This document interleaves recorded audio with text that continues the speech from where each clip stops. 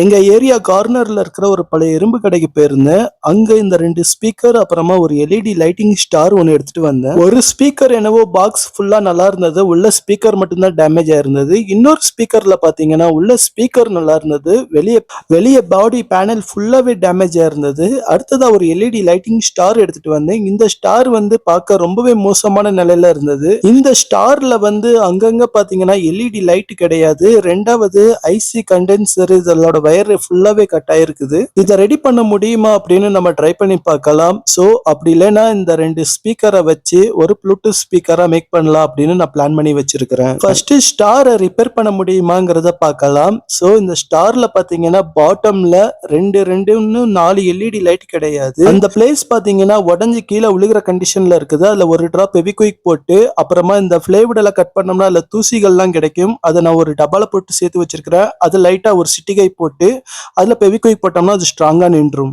அடுத்ததா சின்னதா 2 துண்டு வயர் எடுத்துக்கிறேன். அங்க எல்இடி லைட் மிஸ் ஆகுது இல்லையா, அது வந்து பிளஸ் அண்ட் மைனஸை குறிக்கும். ஸோ அந்த பிளஸ் அண்ட் மைனஸை கனெக்ட் பண்ற மாதிரி இந்த 2 துண்டு வயரையும் டைரக்டா ஜாயிண்ட் போட்டுக்கிறேன். சால்டரிங் பண்ணலான்னு ட்ரை பண்ணேன். இந்த கம்பிகள்லாம் பாத்தீங்கன்னா ரொம்பவே துருப்பிடிச்சு போயிருக்கு. அதனால சால்டரிங் நிக்கல.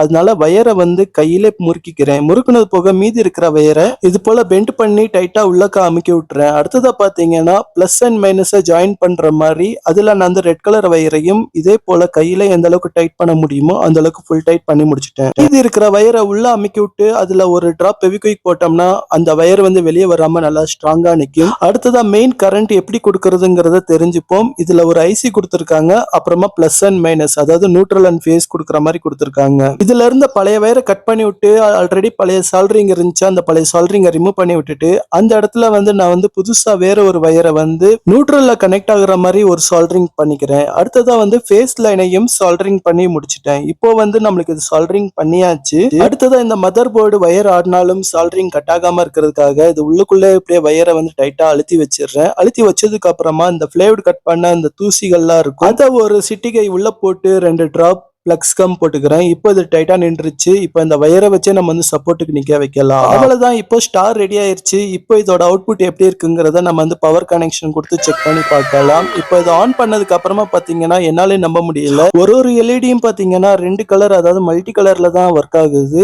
இதை ஆஃப் பண்ணிட்டு ஆன் பண்ணோம்னா மறுபடியும் பாத்தீங்கன்னா கிரீன் கலர்ல தான் ஹைலைட்டா தெரியுது. அந்த கார்னர்ல பாத்தீங்கன்னா 4 எல்இடி லைட் மிஸ் ஆகுது. சோ ஆனாலும் நம்ம இந்த அளவுக்கு ரெடி பண்ணதே பெரிய விஷயம் தான். இந்த ஒரு ஸ்டார் அந்த 2 ஸ்பீக்கர் இது எல்லாத்துக்கும் சேர்த்து அந்த இரும்பு கடைக்காரரு காசே வாங்கல. சோ இது வேஸ்ட் தான் அப்படின்னு சொல்லி அப்படியே கொடுத்துட்டாரு. நம்ம இதை ரெடி பண்ணிட்டோம். இந்த ஒர்க் உங்களுக்கு பிடிச்சிருந்தா நம்ம சேனலை சப்ஸ்கிரைப் பண்ணுங்க. வளர்ப்போம் வளர்வோம்.